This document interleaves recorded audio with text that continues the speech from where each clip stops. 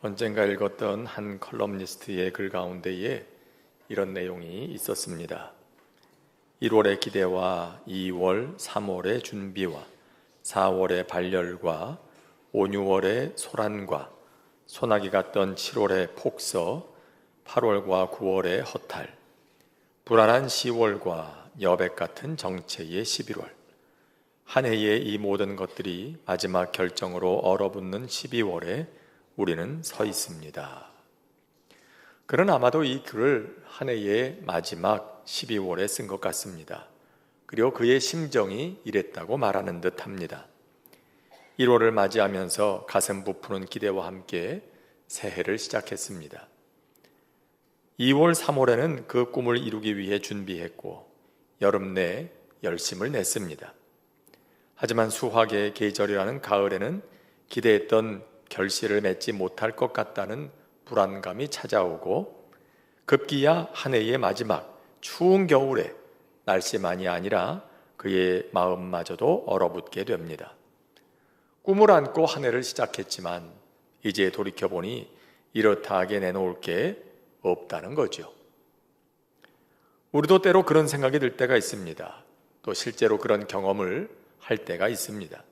힘을 다해 수고했는데 결과가 그에 미치지 못할 때 말입니다. 때로는 열심히 했는데 어떤 일로 인해 혹은 또 모든 수고가 헛수고로 돌아가게 될 때도 있습니다. 열심히 공부했는데 성적이 기대에 미치질 못합니다.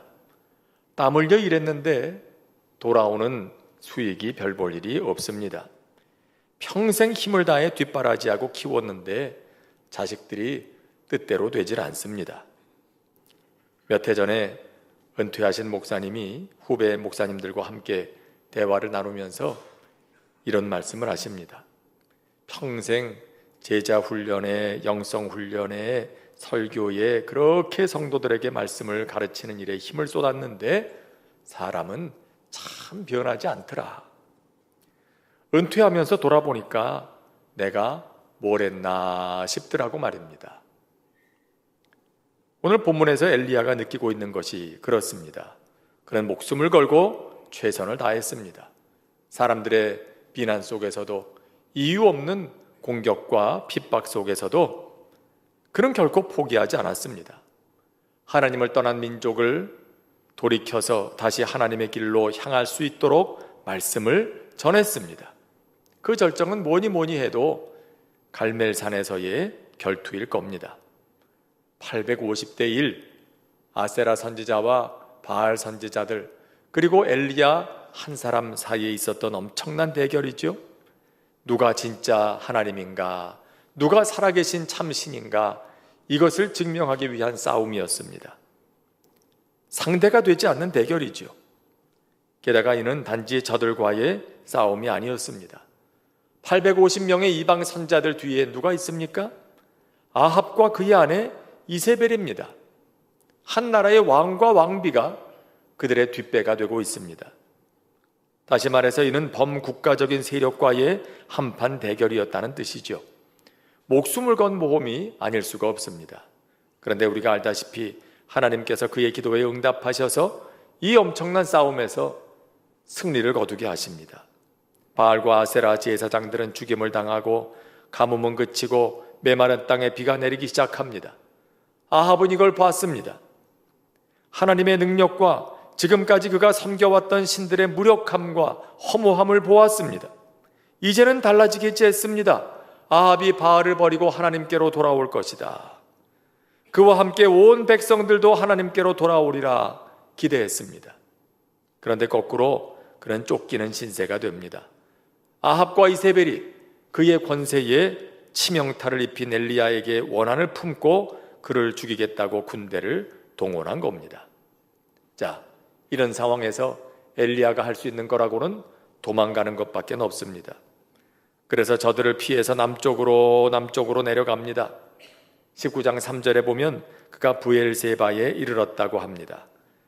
이스라엘 영토의 최북단은 단이라고 하는 곳입니다. 그리고 브엘세바는 가장 남쪽에 있는 지역을 말합니다. 그래서 이스라엘의 영토를 성경은 단에서부터 부엘세바까지 이렇게 말하고 있는 거죠. 다시 말해서 그가 이스라엘 남쪽 끝까지 도망갔다는 겁니다. 그 한 나라 안에서 갈 수 있는 곳까지 다 갔다는 얘기입니다. 그리고 지금까지 그와 함께하던 사환을 거기에 남겨두고 그는 더 남쪽으로 이스라엘의 경계를 넘어서서 국경을 넘어서서 더 남쪽에 있는 광야로 들어갑니다. 거기는 사람이 살 수 있는 곳이 아니죠. 황무한 곳, 광야입니다. 그가 그곳으로 혼자 들어갔다는 건 살고 싶은 마음이 없다는 뜻이기도 합니다.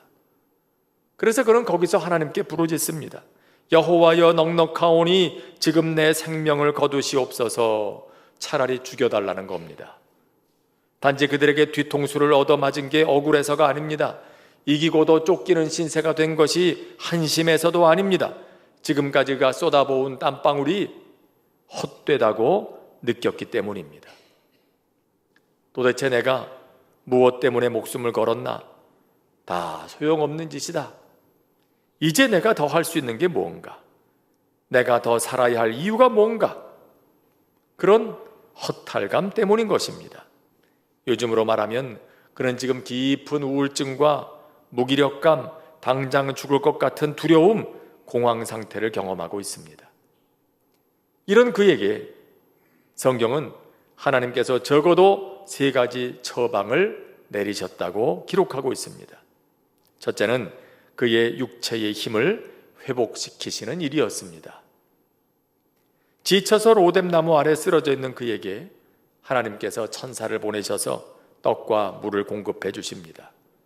자, 엘리야는 선지자입니다. 그것도 이스라엘 역사상 가장 강력한 능력을 보여주었던 탁월한 선지자입니다. 그러니 사람들이 기대할 땐 어떻습니까? 엘리야 정도 되는 선지자라면 이런 어려움 앞에서 하나님 앞에 나아가 힘써 기도하고 다시 벌떡 일어서야 한다고 생각하지 않겠습니까? 하나님께서도 엘리야에게 그걸 요구하실 거라 생각하지 않습니까? 그런데 성경은 하나님께서 엘리야에게 그렇게 하지 않으셨다고 합니다. 지금 엘리야에게 가장 필요한 게 무엇인지를 하나님은 잘 아십니다. 그에게 지금 필요한 건 떡과 물이었습니다. 몸이 먼저 회복되어야 하는 겁니다. 19장 8절에도 보면 이렇게 기록합니다. 이에 일어나 먹고 마시고 그 음식물의 힘을 의지하여 40주 40야를 가서 하나님의 산 호렙에 이르니라. 자, 이 말씀은 왠지 엘리야와 같은 이런 탁월한 종에게는, 선지자에게는 어울리지 않는 그런 묘사인 것 같습니다. 음식물의 힘을 의지하여. 그래, 엘리야 정도 되는 그런 선지자가 고작 음식물의 힘을 의지해서 호렙까지 가야 되겠습니까? 엘리야 정도 되면 기도의 힘을 의지하여 하나님의 능력을 힘입어서 성령이 충만하여 호렙까지 단숨에 달려갔다. 그래야 할 것 같은데 성경은 이렇게 기록해요. 엘리야가 음식물의 힘을 의지하여. 여러분, 이게 사람이라는 겁니다. 지쳐 쓰러진 엘리야에게 하나님께서는 지금 제일 필요한 게 무엇인지를 알고 계시고 그걸 그에게 처방으로 내리시는 거예요. 떡과 물이 필요하다. 외람된 말씀입니다만은 저도 목회를 처음 시작할 때 목회 초년병으로서 경험도 부족하고 또 여러 가지 문제들을 마주할 충분한 힘이 준비되지 않았던 시절에 아주 힘들었던 그런 때가 있었습니다. 근데 그때 마침 여름 휴가를 맞아서 가족들과 함께 가까운 곳으로 여행을 떠났습니다. 도착하니까 숙소 마당에 해먹이 이렇게 걸려 있어요. 여러분, 해먹이 뭔지 아시죠? 이렇게 천으로 만든 사람이 누워 쉴 수 있는 그런 자리 아닙니까? 거기에 몸을 누이고 한참을 따뜻한 햇볕을 쬐었습니다. 그런데 그때 저는 참 놀라운 경험을 하나 했습니다. 어느 순간 안개가 낀 듯이 흐릿하게만 하던 그런 머릿속이 아주 맑아지면서 마치 잔뜩 끼었던 구름이 쫙 물러가는 것처럼 말입니다. 그러면서 기분이 상쾌해지는 겁니다. 하나님께서 저의 몸을 만지셔서 회복시키시는 것 같은 그런 느낌이었습니다. 그 전까지만 해도 뭔가를 할 힘이 다 빠져나간 것 같았는데 이제 다시 시작할 수 있을 것 같은 생각이 드는 겁니다. 힘이 나기 시작합니다. 물론 그 순간에 모든 것이 다 치유된 건 아니지만 생각해보면 그것이 저의 회복의 시작이었던 것 같습니다. 여러분, 그렇습니다. 사람은 영적인 존재이기도 하지만 동시에 몸을 가진 존재입니다. 그래서 몸의 영향을 받습니다. 심지어 영적인 차원까지도 몸에 영향을 받습니다. 우리의 몸과 영은 하나로 연결되어 있기 때문에 몸은 영의 영향을 받고 우리의 영은 몸의 영향을 받지 않을 수가 없습니다. 여러분, 그렇기 때문에 주위의 삶의 여러 가지 문제로 힘들어하시는 분들의 눈에 띄신다면 그냥 기도하라고만 할 것이 아니라, 혹은 평소 기도하지 않아서 그래, 신앙생활 게을리해서 그래, 그렇게 지적만 할 것이 아니라 하나님께서 엘리야에게 내리셨던 처방, 또 그 방법을 사용하는 게 지혜로운 일일 겁니다. 우리는 그의 영적인 차원까지 손을 대줄 수가 없어요. 그 부분은 하나님이 하셔야죠. 사람이 어찌 해줄 방법이 없지 않습니까? 우리가 할 수 있는 것은 그의 몸이 회복될 수 있도록 돕는 일입니다. 우리가 줄 수 있는 떡과 물을 주는 일이죠. 어떤 사람에게는 다 모양이 다르겠지만 이런 사람에겐 이런 모양으로, 저런 사람에겐 저런 모양으로 그가 필요로 하는 떡과 물을 공급해 주는 것, 그것으로 그의 몸이 쉼을 얻고 회복될 수 있도록 돕는 것, 그것이 우리가 할 수 있는 최선일 겁니다. 하나님께서는 그 시간 엘리야에게 가장 필요한 것이 바로 이것이라는 것을 아시고 그런 처방을 내리셨던 겁니다. 둘째는 그를 호렙산으로 인도하신 일입니다. 자, 그의 몸을 회복시키신 후에 하나님께서는 그 힘을 의지해서 호렙산까지 오게 하십니다. 거기서 그를 만나 주십니다.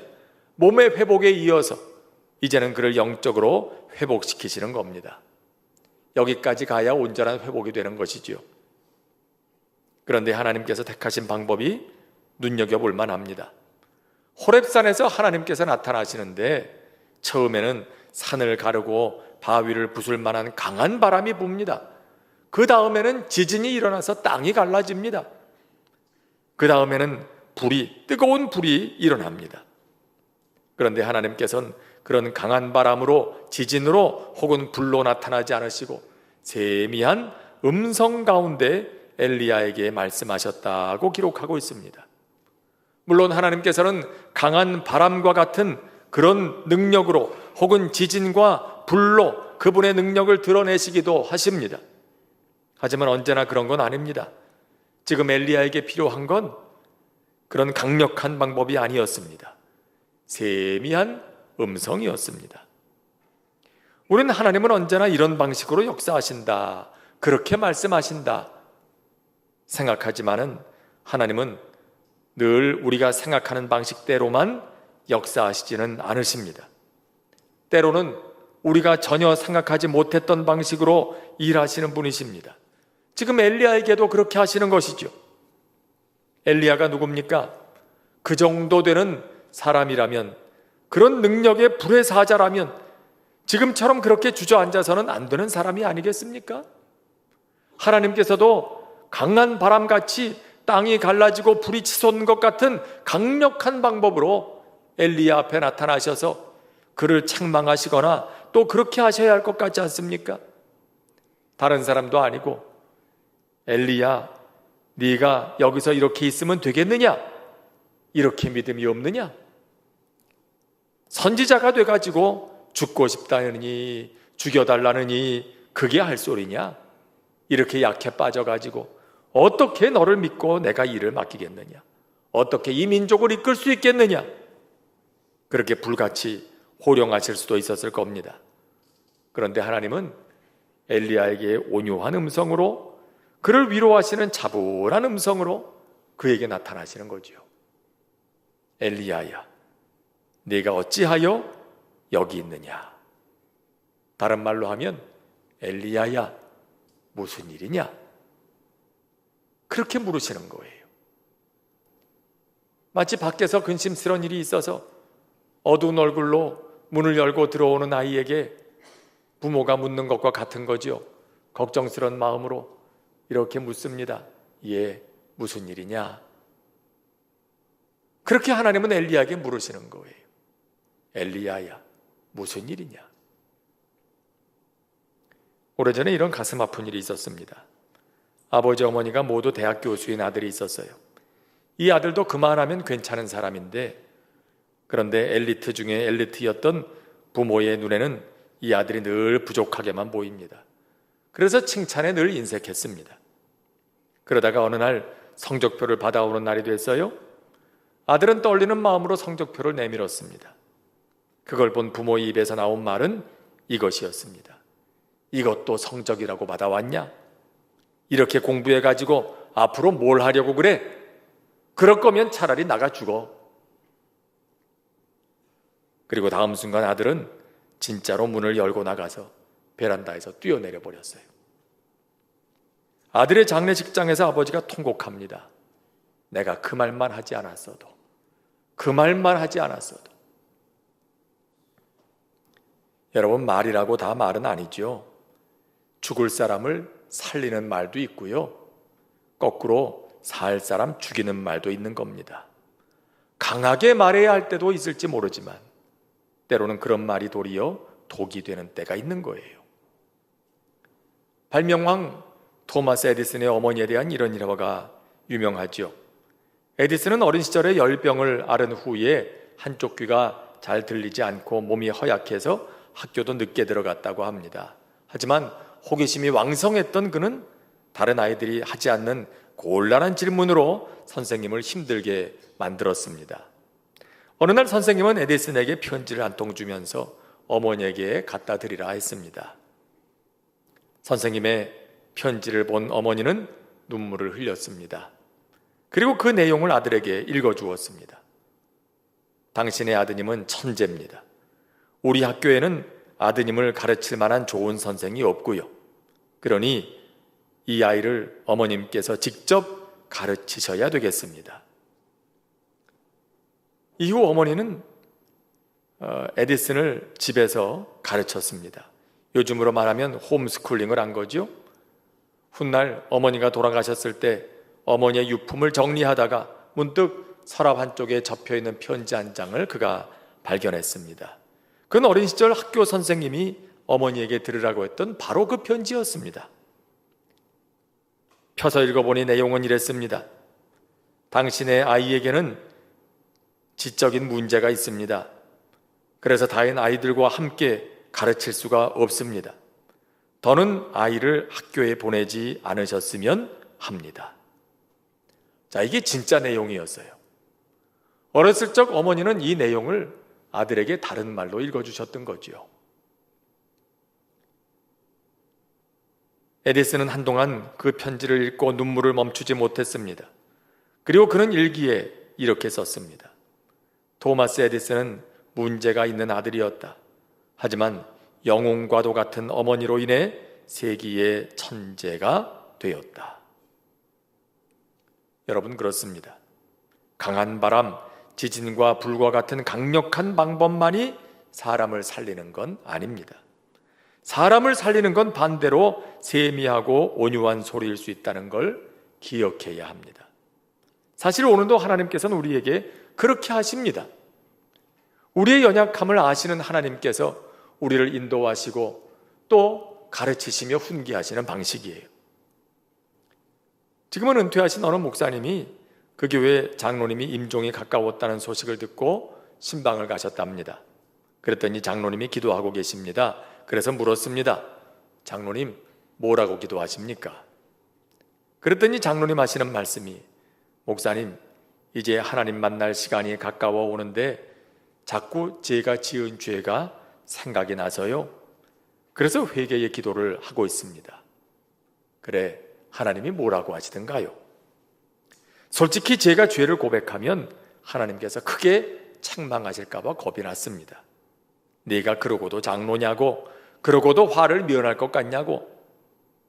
그런데 제가 죄를 고백할 때마다 제게 들려오는 응답은 이것 하나뿐이었습니다. 내가 너를 사랑하노라. 내가 너를 사랑하노라. 이 한마디뿐입니다.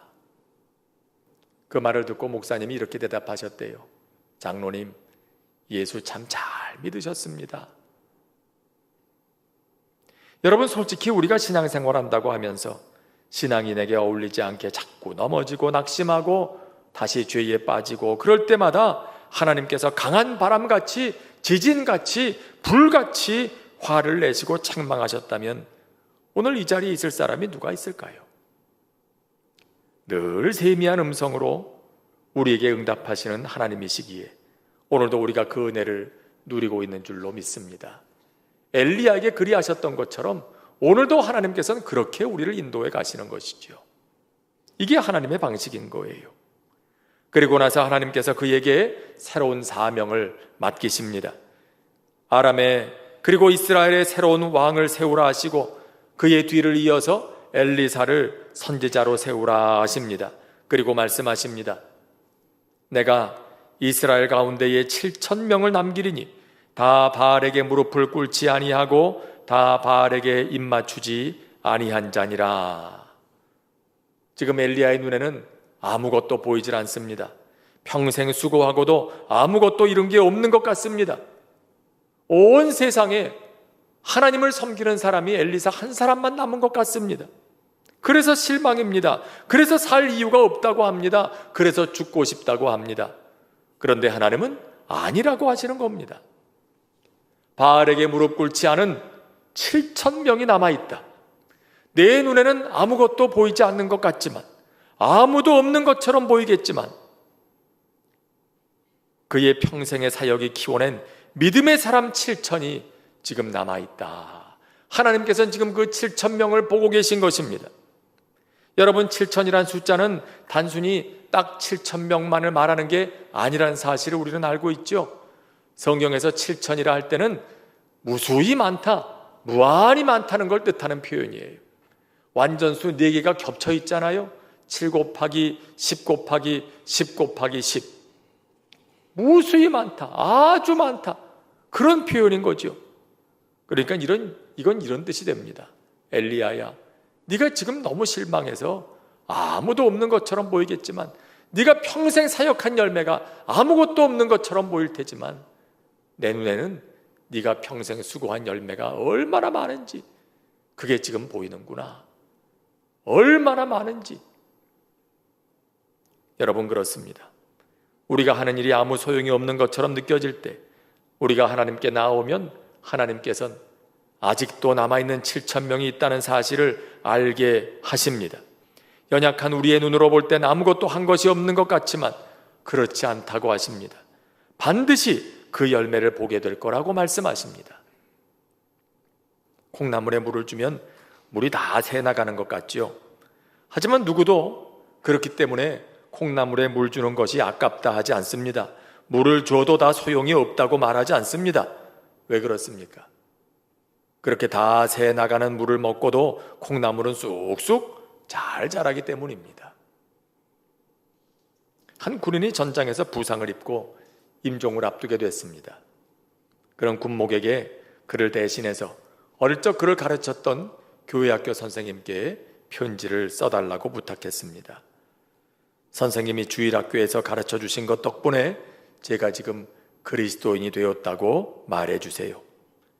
죽음을 눈앞에 둔 지금도 두려움 없이 제가 천국을 바라볼 수 있게 됐다고 말해주세요.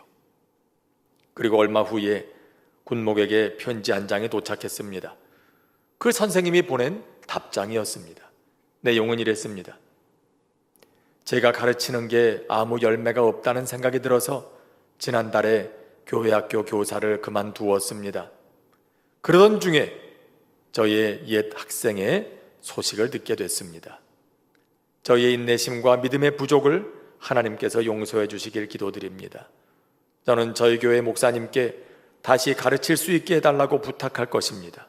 그리고 다시는 그만두지 않을 것입니다. 여러분, 수고했다면, 땀 흘렸다면 모양은 달라도 반드시 열매가 있음을 믿으시길 바랍니다. 오늘 하나님께서는 엘리야에게 지금 그의 눈에 보이진 않지만 바알에게 무릎 꿇지 않은 7,000명이 있다고 하십니다. 아니, 하나님께서 그렇게 하시겠다고 하십니다. 성경은 이렇게 기록하지 않습니까? 내가 7,000명을 남기리니, 내가 7,000명을 남기리니. 엘리야야, 네가 수고해서 7,000명을 남겨야 한다 라고 말씀하지 않으셔요. 내가 7,000명을 남길 것이다. 하나님이 하시겠다고 하십니다. 하나님의 약속입니다. 나로서는 역부족일지도 모릅니다. 엘리야 혼자서의 힘으로는 도저히 할 수 없는 일일지도 모릅니다. 그런데 하나님 말씀하시는 거죠.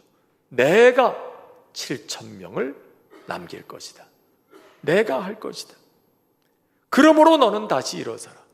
그러므로 너는 포기하지 말아라. 여러분, 여러분의 땀방울은 결코 헛되지 않습니다. 때로 헛되다고 느껴질 때 하나님께서 엘리야에게 알게 하신 7,000명을 기억할 수 있길 바랍니다. 죄로 물든 세상에서 날마다 믿음의 선택을 하며 힘겨운 믿음의 싸움을 해나갈 때 내가 이렇게 사는 게 무슨 소용이 있나, 무슨 이득이 있나, 그런 생각이 들지도 모릅니다. 내가 이렇게 복음을 전한다고 해서 요즘 같은 세상에 누가 예수 믿겠다고 할까, 그런 생각이 들지도 모릅니다. 내가 지금 이렇게 열심히 섬기고 봉사한다고 무슨 열매가 있을까, 그런 생각이 들기도 할 겁니다. 하지만 오늘 하나님 말씀하십니다. 내가 7,000명을 남겨둘 것이다. 내가 한 수고와 땀방울에 결코 헛되지 않은 그런 역사가 있게 할 것이다 말씀하시는 겁니다. 성령님께서는 실망하는 우리를 감동하셔서 회복시키시고 세미한 음성으로 위로하시며 마침내 하나님께서 남겨두시는 7,000명을 기억하게 하십니다. 기도드리겠습니다. 은혜로우신 하나님 아버지, 연약하여 시시때때로 믿음의 싸움을 싸우다 때로는 실망하고 주저앉게 될 때가 있는 저희들입니다마는 오늘 주님께서 약속의 말씀을 주시며 다시 일어서라 하시니 감사를 드립니다. 엘리야에게 들려주신 그 말씀을 늘 마음에 새기며 힘써 믿음의 길을 완주하는 저희들 될 수 있도록 성령의 충만한 은혜를 허락하여 주시옵소서. 예수님의 이름으로 기도합니다. 아멘.